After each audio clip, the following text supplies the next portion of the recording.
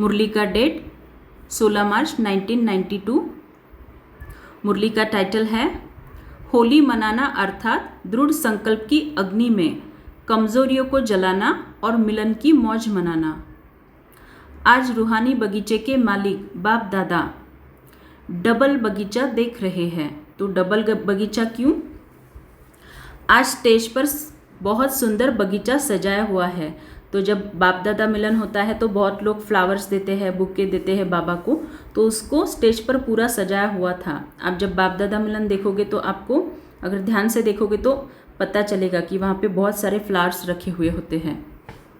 एक तरफ है प्रकृति की सुंदरता और दूसरी तरफ है रूहानी रूहे गुलाब बगीचे की शोभा। ड्रामा में आदि काल सतयुग में प्रकृति की सदोप्रधान सुंदरता आप मास्टर आदिदेव आदि श्रेष्ठ आत्माओं को ही प्राप्त होती है। आपके सतयुगी राज्य में प्रकृति का स्वरूप कितना श्रेष्ठ सतोप्रधान सुंदर होगा। वहाँ के बगीचे और यहाँ के बगीचे में कितना अंतर है। वह रियल खुशबू अनुभव की है ना। फिर भी प्रकृति पति आप श्रेष्ठ आत्माएं हो। तो जितना जितना मैं आत्मा यहाँ पे दिव्य गुणों की धारणा करूँगी, उस धारणा के वाइब्रेशन से प्रकृति सतोप्रधान बनती है। तो उस दिव्य गुणों के वाइब्रेशन का वहाँ पे मुझे श्रेष्ठ प्रालब्ध मिलता है कि वहाँ के बगीचे के जो फूल है ना, उसमें वो दिव्य सुगंध आती है। तो कर्मों की गुह्य गति का कनेक्शन, वह रियल खुशबू अनुभव की है ना। फिर भी प्रकृति पति आप श्रेष्ठ आत्माएं हो, प्रकृति पति हो। इस प्रकृति के खेल को देखकर हर्षित होते हो। चाहे प्रकृति हलचल करे, चाहे प्रकृति सुंदर खेल दिखाए, दोनों में प्रकृति पति आत्माएं साक्षी हो, खेल देखती हो। तो चेक करना कि सच में अगर हलचल की परिस्थितियां आए तो हम साक्षी होकर देखते हैं या हलचल में आते हैं। बाप दादा तपस्या द्वारा साक्षीपन के स्थिति के आसन पर अचल अडोल स्थित रहने का विशेष अभ्यास करा रहे हैं। तो अगर मुझे अचल अडोल स्थिति को प्राप्त करना है तो मुझे क्या अभ्यास करना है, अभी बाबा आगे बताएंगे। तो यह स्थिति का आसन सबको अच्छा लगता है या हलचल का आसन अच्छा लगता है? तो किसी को भी हलचल का आसन अच्छा नहीं ही लगेगा। अचल आसन अच्छा लगता है ना। कोई भी बात हो, चाहे प्रकृति की चाहे व्यक्ति की, दोनों अचल स्थिति के आसन को जरा भी हिला नहीं सकते हैं। इतने पक्के हो ना या अभी होना है? तो चेक करना है। कोई भी परिस्थिति आए या फिर कोई भी व्यक्ति से आपको हिसाब किताब आए तो उसमें अचल रहते हो या हलचल में आते हो।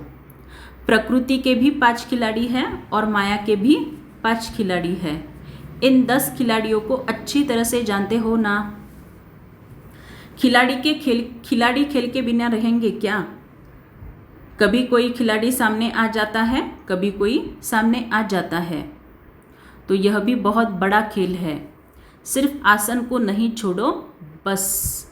तो आत्मा का आसन क्या है? ये ब्रिकुटी। तो सिर्फ आसन को नहीं छोड़ो, इसी का मतलब क्या? अशरीरी स्थिति का जितना हो सके उतना अभ्यास करो। कितना भी कोई हिलावे, लेकिन आप शक्तिशाली आत्माएं हिल नहीं सकती हो। तो जितना जितना हम अशरीरी स्थिति का अभ्यास करते जाएंगे, आत्मा उतनी ही शक्तिशाली बनती जाती है। क्यों शक्तिशाली बनती है?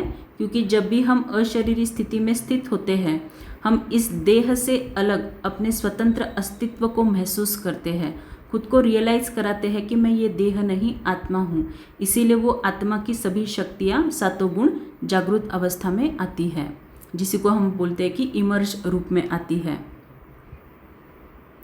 बाप के संग का रंग तो सबको लग गया है। क्यों कोई व्यवहार की बातों में, पुरुषार्थ की बातों में संपूर्ण संतुष्टता नहीं भी हो, लेकिन बाप के संग का रंग सबको अति प्यारा लगता है ना। बाप के संग का रंग, बाप के संग का रंग माना जब हम कंबाइंड स्वरूप में स्थित होते हैं तो वो सिर्फ एक स्वरूप नहीं होता। उस स्वरूप में बाबा का ऑटोमेटिकली सभी जो गुण हैं सातों गुण, अष्ट शक्तियाँ सब हम में ट्रांसफ़र होती रहती है। इसीलिए कंबाइंड स्वरूप में जब हम स्थित होकर फिर कर्म में आते हैं तो वो शक्तिशाली स्थिति अनुभूति होती है। ये राज है उसका। लोगों को लगता है सिर्फ दोनों बिंदु तो देखना है, वो उतने तक सीमित नहीं है, उसी में सब कुछ आ जाता है। इसीलिए रंग सभी में आ गया और रूप भी परिवर्तन हो गया। तो आप सभी इसके अनुभवी हो, हम सभी इसके अनुभवी है कि जब से हमने कंबाइंड स्वरूप की ड्रिल शुरू की होगी, माना ये अभ्यास सिर्फ ट्रैफिक कंट्रोल नहीं, उससे पहले भी जब से आपने रियल में कंबाइंड स्वरूप का अभ्यास शुरू किया होगा, खुद में आपने परिवर्तन भी उतना अनुभव किया होगा। तो रूप भी परिवर्तन हो गया है क्योंकि ब्राह्मण आत्माएं बन गई। भल कैसे भी पुरुषार्थी आत्मा है, लेकिन ब्राह्मण आत्मा बनने से रूप जरूर बदलता है। खुशबू नंबरवार है। खुशबू है संपूर्ण पवित्रता। तो संपूर्ण पवित्रता माना दिव्य गुणों को धारण करना। बाबा यहाँ पे बोल रहे हैं खुशबू नंबरवार है, माना दिव्य गुणों की धारणा में हर एक आत्मा नंबरवार है। पवित्रता की परिभाषा अति सूक्ष्म है। सुनना अब, पवित्रता की परिभाषा अति सूक्ष्म है। सिर्फ ब्रह्मचर्य नहीं, तन से ब्रह्मचारी बनना इसको संपूर्ण पवित्रता नहीं कहते। मन से भी ब्रह्मचारी, अर्थात मन भी सिवाय बाप के और किसी भी प्रकार के लगाव में नहीं आए। तो सिर्फ बाप के साथ लगाव हो, इसके लिए क्या? बाबा के साथ सभी संबंधों से यथार्थ योग। तन से भी ब्रह्मचारी, संबंध से भी ब्रह्मचारी, संस्कार में भी ब्रह्मचारी। इसकी परिभाषा अति प्यारी और अति गुह्य है। ज्ञान मनन करना, इसको कहेंगे ज्ञान अमृत में तैरना और उड़ना, अर्थात सदा ऊंच स्थिति में स्थित रहना। तो जब जब हम ज्ञान का मनन चिंतन करते हैं तो वो पॉइंट्स हमारी बुद्धि में बैठ जाती है, और जब भी हमें हिसाब किताब चुकतू करने होते हैं तो ऑटोमेटिकली उस ज्ञान की प्रैक्टिकल धारणा होती है। और जब मैं आत्मा इस ज्ञान की प्रैक्टिकल धारणा करती हूँ तो आत्मा की ऊंच स्थिति ऑटोमेटिकली बनती है। सभी के मन में बाप से तो 100% से भी आगे प्यार है, और बाप का प्यार भी हर बच्चे से, हर एक बच्चे से, चाहे सुनना इसको, बाप का प्यार भी हर एक बच्चे से, चाहे वह गिरता है चाहे चढ़ता भी है, खेल करता है, फिर भी बाप का प्यार है। बाप कभी भी कोई बच्चे से दिल शिकस्त नहीं होते हैं, सदा शुभ उम्मीदें रखते हैं। अगर कोई किनारा भी कर लेते हैं, देखो बाबा क्या कह रहे हैं, अगर कोई किनारा भी कर लेते हैं फिर भी बाप दादा उसमें भी उम्मीद रखते हैं कि आज नहीं तो कल आ जाएंगे। कहाँ जाएंगे? वैसे बाबा तो हमेशा कहते हैं एक ही हट्टी है, अंत में सबको यहीं पे आना है। बाप दादा कोई भी बच्चे से नाउम्मीद नहीं होते हैं, सदा शुभ आशाएं रखते हैं कि आज थोड़ा सा ढीला है, कल होशियार हो जाएगा। जब मंजिल एक है, बाप एक है, तो कहाँ जाएंगे सिवाय बाप के। फिर भी वर्षा हर आत्मा को बाप से ही मिलना है। अभी सुनना बाबा कितना उलझना दे रहे हैं। चाहे बाप को गाली भी दे तो भी बाप मुक्ति का वर्षा तो दे ही देंगे। माना ये जो ज्ञान में नहीं आने वाली आत्माएं हैं तो उनको जीवन मुक्ति का वर्षा तो नहीं मिलेगा। जीवन मुक्ति माना स्वर्ग में आना, तो उनको बाबा कौन सा वर्षा देते हैं? मुक्ति का वर्षा। मुक्ति का वर्षा माना यहाँ से महाविनाश के बाद परम धाम में वो ऐसे ही नहीं जाएंगे, फिर महाविनाश में उनके उस विनाश में ही हिसाब किताब चुकतू होके सजाए खा के आत्मा पवित्र बन जाएगी। आत्मा पवित्र बनना माना क्या? सभी हिसाब किताब चुकतू होके आत्मा उस हिसाब किताब से मुक्त, उसको बोलता है पवित्र आत्मा।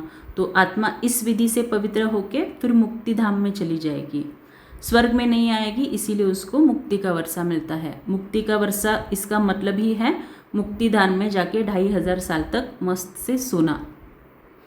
तो क्या अच्छा लगता है, मुक्ति धाम में जाना है या सुख धाम में आना है? सारे विश्व की सर्व आत्माओं को चाहे मुक्ति चाहे जीवन मुक्ति का वर्षा जरूर मिलना है, क्योंकि बाप सृष्टि पर अवतरित हो बच्चे को वर्षे से वंचित नहीं कर सकते हैं। बाप को वर्षा देना ही है। आप डायरेक्ट बाप से संबंध जोड़ वर्षे का अधिकार तीनों कालों में प्राप्त करते हो। अभी भी वर्षा मिल रहा है ना? शक्तियों का, गुणों का वर्षा मिल रहा है, मिल गया है। और मुक्ति धाम में भी कहाँ रहेंगे? समीप रहेंगे ना। तो मुक्ति धाम में 1 मिनट के लिए चेक करना, बाबा शिव बाबा परम धाम में और उनके नीचे बिंदियों का झाड़। तो उस बिंदियों के झाड़ में हम ब्राह्मण आत्माएं कहाँ पे स्थित हैं? बाबा के अति समीप, उस वृक्ष में सबसे ऊंच जगह पे। इसीलिए बाबा बोल रहे मुक्ति धाम में भी कहाँ रहेंगे? समीप ही रहेंगे ना। होली मनाना अर्थात कुछ जलाना और कुछ मनाना।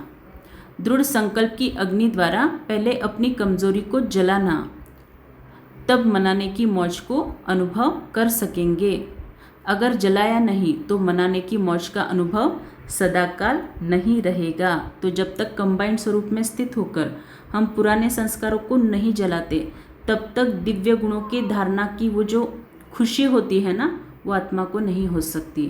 एक तरफ आप पुराने संस्कारों में भी स्थित हो और फिर बीच बीच में बोल रहे हो कि मुझे ज्ञान की धारणा करती है, तो ऐसे नहीं हो सकता। जलाकर फिर संस्कारों को, माना दिव्य संस्कारों को धारण करना।